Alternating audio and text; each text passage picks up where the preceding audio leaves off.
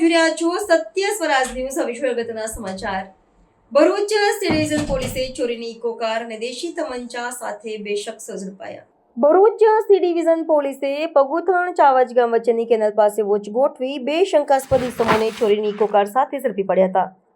તેઓની તલાશીમાં તેમની પાસેથી દેશી બનાવટનો તમંચો મળી આવ્યો હતો. માહિતી મુજબ 26 ઓક્ટોબરના રોજ ભરૂચની બોસ્ટન હોટેલ પાસેથી ચોરી થયેલી ઇકો કાર નબીપુર હિંગલ્લા તરફથી ભરૂચ તરફ આવી રહી હોવાની બાતમી મળતા સી ડિવિઝન પોલીસે પગુથણ ચાવજ ગામ વચ્ચેની કેનાલ પાસે ચેકિંગ ગોઠવ્યું હતું. તે દરમિયાન બાતમીવાળી ઇકો કાર આવતા પોલીસે તેને અટકાવી અંદર બેઠેલા બે ઇસમોને ઝડપી લીધા હતા. ઝડપાયેલા આરોપીમાં મૂળ ઉત્તર પ્રદેશના રહેવાસી અને હાલ દમણના વટર ગામે રહેતા અભિષેક રાજેશ બસાવન પાંડે તથા દમણના ધાબેલ રોડ પર ભારેથી રહેતા સોનુ મુન્નાલાલ શાહનો સમાવેશ થાય છે.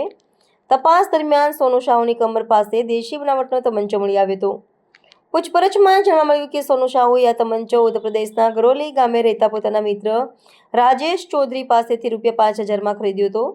પોલીસે બંનેની ધરપકડ કરી દેશી તમંચો અને ચોરીની ઇકો કાર સહિત કુલ ₹1.50 લાખથી વધુનો મુદ્દામાલ કબજે કર્યો છે. પોલીસે અંગે વધુ તપાસ હાથ ધરી છે. ચોરીની કાર અન્ય ગુનાઓમાં ઉપયોગમાં લેવાઈ હતી કે નહીં તે અંગે પણ તપાસ ચાલી રહી છે. સાથે જ ઉત્તર પ્રદેશના ઇસમને વોન્ટેડ જાહેર કર્યો છે.